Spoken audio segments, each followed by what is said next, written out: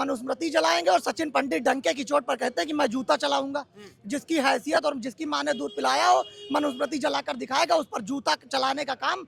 एक सलम मणि त्रिपाठी नाम के नेता निकले हैं इस समय, वो ब्राह्मण समाज के सबसे बड़े ठेकेदार बन रहे हैं। लेकिन उन्होंने परशुराम सबसे बड़ी बात मैंने कहा कि ब्राह्मण समाज को आज अपने ठेकेदारों से मुक्त होने की आवश्यकता है। अगर ब्राह्मण समाज ठेकेदारों के भरोसे रहेगा तो ब्राह्मण समाज का पतन निश्चित है आज। लेकिन उसके बाद भी ब्राह्मणों की वैल्यू किसी पार्टी को नहीं है और ये बड़ी चिंता की बात है। आप सोचिए कि आज इसी देश में जिस भीमराव अंबेडकर ने खून का एक की रोटी खाने से अच्छा है कि सुकून की रोटी खाई जाए। आज सुकून की रोटी अगर भाजपा की सरकार में महंगी मिल रही है, लेकिन गेस्ट हाउस कांड करने वाले कभी दलितों के मसीहा खाएंगे ब्राह्मण। अरे इससे तो अखिलेश 100 गुना अच्छे थे।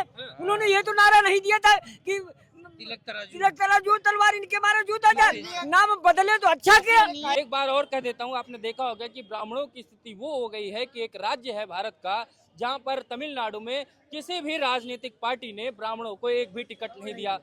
क्या आने वाले समय में ब्राह्मण सदन से दूर होता चला जाएगा? क्या ब्राह्मण समाज इसका स्वयं में दोषी है? क्योंकि हर समाज अपने समाज के लिए लड़ता है, जागता है, समझता है, लेकिन ये समाज ऐसा है कि ये दूसरों को उभारने के चक्कर में पिसता हुआ चला जा रहा है। लेकिन राजनीतिक स्तर की हीनता भी उसके अंदर कहीं ना कहीं आ जा रही है, क्योंकि वो खुद नहीं समझ पा रहा है कि हम आगे कैसे बढ़े। हमारे साथ युवा हैं, इनसे बात करेंगे।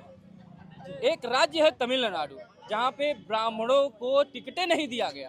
क्या सदन से आने वाले समय में ब्राह्मण गायब हो जाएगा? देखिए, कहते हैं ना कि ब्राह्मण जब तक सोएगा खून के आंसू रोएगा, इसमें कोई संदेह वाली बात नहीं। आज उत्तर प्रदेश नहीं पूरे देश की स्थिति ये है कि यदि आप ब्राह्मण है तो आप पर मुकदमे लिखे जाएंगे, ब्राह्मण है तो आपको जेल भेजा जाएगा, ब्राह्मण है तो आपकी आवाज को दबाने की कोशिश की जाएगी और ब्राह्मण है तो आपको हर वो संभव कोशिश की जाएगी कि आपको दबाया जा सके। लगातार आपने देखा कि किस तरीके से अंबेडकर जयंती को लेकर मंच सजे हुए हैं। उत्तर प्रदेश की सियासी सरगर्मियां तेज हैं, लेकिन आप सोचिए कि परशुराम जयंती पर इसी भारतीय जनता पार्टी की सरकार ने एक छुट्टी तक करने का इंतजाम नहीं किया। अंबेडकर जयंती पर तामझाम करने वाली भारतीय जनता पार्टी की सरकार परशुराम जयंती को तनिक भी ध्यान नहीं रख रही है और उसके जिम्मेदार हैं ब्राह्मण समाज के दोगले नपुंसक नेता।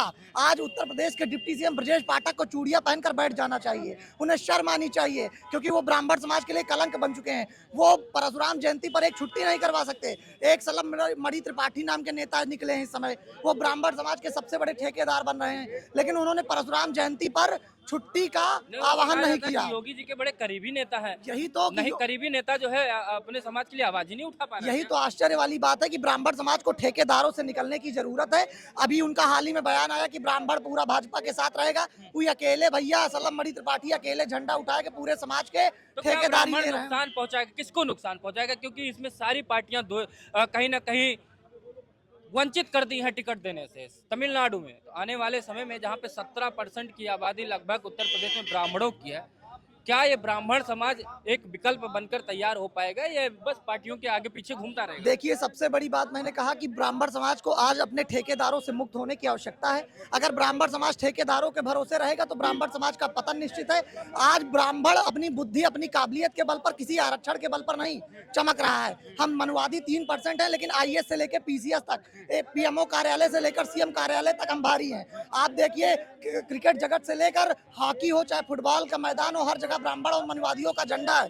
शुभांशु शुक्ला के रूप में हमने अंतरिक्ष में झंडा गाड़ने का काम किया। हम वही ब्राह्मण हैं जो दान लेने पर आ जाए तो सुदामा बन जाते हैं, दान देने पर आ जाए तो दधीची बन जाते हैं। लेकिन उसके बाद भी ब्राह्मणों की वैल्यू किसी पार्टी को नहीं है और ये बड़ी चिंता की बात है। आप सोचिए कि आज इसी देश में जिस भीमराव अंबेडकर ने खून का एक कतरा तक दान नहीं किया, उसके लिए संविधान निर्माता तो है, संविधान परोसने का काम किया, संविधान लिखने का काम नहीं किया।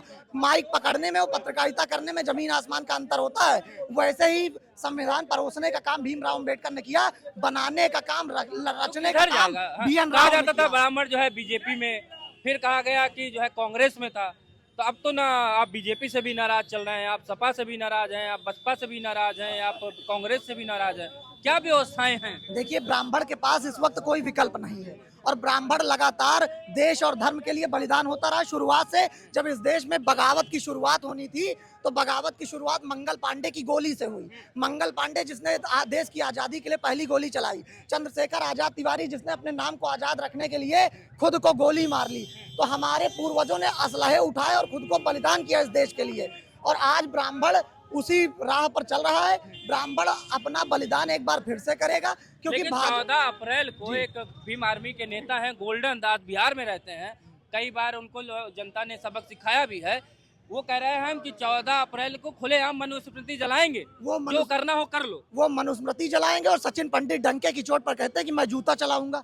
जिसकी हैसियत और जिसकी माँ ने दूध पिलाया हो, मनुस्मृति जलाकर दिखाएगा, उस पर जूता चलाने का काम करड़ी सेना के प्रदेश प्रवक्ता के रूप में मैं ये बयान दे रहा हूँ कि हम लोग वही करनी सेना अभी गई थी, आए थे चंद्रशेखर रावत, कुछ नहीं कर पाई उनका। फटके 4 हो गई थी एक बार कर पाए, एक बार। सुनिए, सत्ता, सरकार, सियासत और सुरक्षा मिलने के बाद गली के लौंडे को भी अगर सुरक्षा दे दी जाएगी तो पाकिस्तान के लाहौर में रैली करके चला आएगा। अगर चंद्रशेखर नहीं लग रहा था तो फिर क्यों फटके 4 हो गई थी? फिर क्यों दुनिया भर के फरुहा खुरपी वाली गैंग लगा के रखी थी? सुनिए, डर सबको लगता है और एक बार गोली चंद्रशेखर आजाद खा चुके हैं, इसीलिए उनको पता है कि मनुवादी वो काम कर सकते हैं। चंद्रशेखर आजाद की बात, रावण की बात कर रहे हैं, मैं कंफ्यूज हो जाते लोग। मैं उसी नगीना के नाग और लौंडियाबाज नेता की बात कर रहा हूँ जो रोहिणी गावरी का शोषण करने के बाद खुद को दलित समाज का मसीहा बताता है। आइए इधर, आइए इधर, आइए। ये ब्राह्मण ब्राह्मण करते रह गए कि ब्राह्मण ये कर लेगा, ब्राह्मण बड़ा उखाड़ लेगा, ये कर लेगा।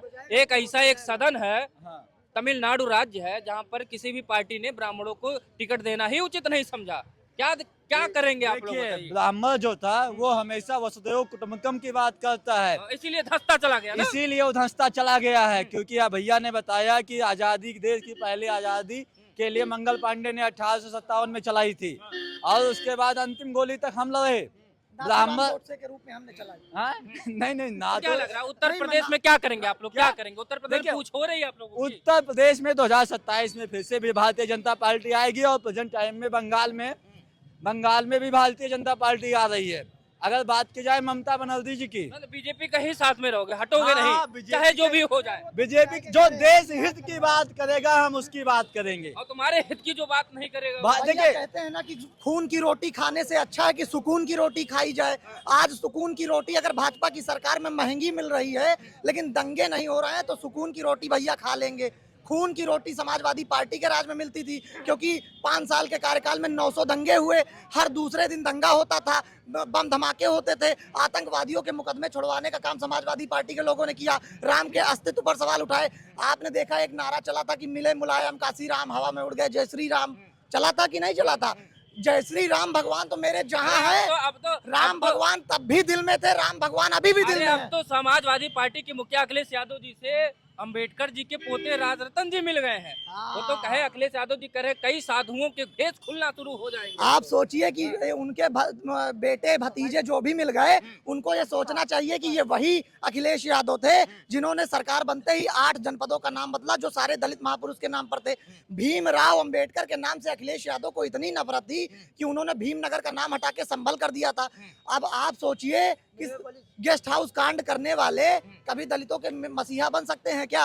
आपको लगता है? लेकिन कहने का मतलब है कि भगवान श्री राम तब जब पहले भी दिल में थे, आज भी दिल में है, लेकिन श्री राम की पूजा आज जिस पिता ने श्री राम के खिलाफ बगावत की थी मुलायम सिंह यादव ने, आज उसका बेटा उसी श्री राम की पूजा कर रहा है। ये तो अब तो बसपा का क्या होगा भाई? बसपा के साथ क्या ना, सपा के साथ अंबेडकर जी के पोते जिनके लिए 14 आप लोग अप्रैल को इतनी बड़ी रैली करने जा रहे हैं, उनके पोते अखिलेश यादव जी के पास में पड़ गए। बसपा के काशीराम जी को, संस्थापक जी को अखिलेश यादव जी ने अपने पार्टी में एक तरीके से ले लिया, जयंती मनाना शुरू कर दिया। अब जो है दलितों के सबसे बड़े नेता भी बनने लगे। अब ये भी कहने लगे कि मिले अखिलेश और राज रतन, अब हो जाएगी सबका पतन और आ जाएंगे अखिलेश यादव। तब कहाँ से बसपा खड़ी हो पाएगी? जो राज बता रहे अम्बेडकर साहब के जो पोते साहब है, उन्हीं ने अपना बयान दिया है, 2 दिन बाद उन्हीं ने बयान भी दिया है। ये जो मुझे इनवाइट किया गया था, मैं क्योंकि महफिल में जाके चला गया था, उन्हीं सफाई से दी है, हमारा गलत उपयोग किया जा रहा है। गए थे मिलने ना, वो गलती होती है इंसानों से। समाजवादी पार्टी जो है उनका उपयोग कर रही है, उसका उपयोग कर रही है। 14 अप्रैल आ रही है, जनता को। समाजवादी पार्टी ने किसका उपयोग नहीं किया? समाजवादी पार्टी हमेशा बड़ी दिक्कत समाजवादी पार्टी से है। नहीं, समाजवादी पार्टी उपयोगवादी पार्टी, दंगावादी पार्टी, बलात्कारवादी पार्टी। आप समझिए कि उन्होंने सबका समय समय पे गिरगिट से तेज वो अपने पाने के लिए कुछ भी कर सकते हैं। जो बाप का नहीं वो बेटा क्या वही मिसाल निकल क्या गई। लग रहा है 14 अप्रैल से 14 अप्रैल को बहन कुमारी मायावती जनसभा करने जा रही है दलित समुदाय और क्या कहोगे? ब्राह्मण संघ बजाएगा, हाथी बौता जाएगा। सब बसपा में जा रहा ब्राह्मण, जी बसपा हाँ, में 2027 में ब्राह्मण। अरे आप जूता खाएंगे ब्राह्मण। अरे इससे तो अखिलेश 100 गुना अच्छे थे। उन्होंने ये तो नारा नहीं दिया था कि तिलक तराजू तलवार इनके मारे जूता जाए, नाम बदले तो अच्छा किया। मैं कौन सा बुरा काम किया? अखिलेश यादव मायावती जी से अच्छे हैं। 100 गुना अच्छे। वो बराबर थोड़े करते हैं, इसीलिए बढ़ते गिर कर साइकिल। पंडित जी हो कि अखिलेश यादव जी? अरे वो बराबर करते हैं। की मुंडी किसके शासनकाल में वो दलित का सम्मान करते हैं तो पंडित जी जाए, पंडित जी के अभी पैर छुए। कहो एक कहो युक्ति बना दे, अभी अखिलेश यादव उसको मंजूर करेंगे और दूसरी कोई पार्टी का नहीं मंजूर करेगा। कि सनातन को अगर मानते हो तो ब्राह्मण के चरणों में नमन करते हुए फोटो खींचो। भैया नीरज मिश्रा की मुंडी किसके शासनकाल में काटी गई थी? ब्राह्मणों की बड़ी पूजा करते थे क्या अखिलेश यादव? किसके समाजवादी पार्टी के शासनकाल में नीरज मिश्रा की मुंडी उड़ाई गई थी? हुआ क्या कह सकते हैं? देखिए, कोई भी पर्सनल विशेष कंट्रोवर्सी किसी सरकार में अगर हो जाए तो उससे पूरे सरकार को नहीं घेर सकते, लेकिन compare then Mayawati Akhilesh is better than best. Kashi Ram मिले मुलायम काशी राम, हवा में उड़ गए जय श्री राम, ये इन्हीं का नारा था भैया।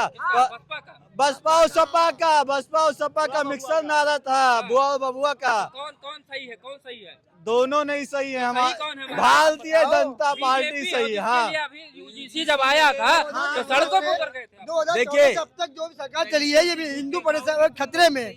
कहाँ खतरे में हिंदू? उनसे पूछिए आप। सुनिए, ये जो अंबेडकर जी के पोते आ रहे हैं, ये सब एक राजनीतिक चाल है। राजनीतिक चाल ये है कि मायावती कहीं जीत न जाएं, या ब्राह्मण समाज उनके पीछे जा रहा है, दलित समाज उनके पीछे जा रहा है मायावती जी के। ये सब एक राजनीतिक चाल है, इसमें बीजेपी का बहुत बड़ा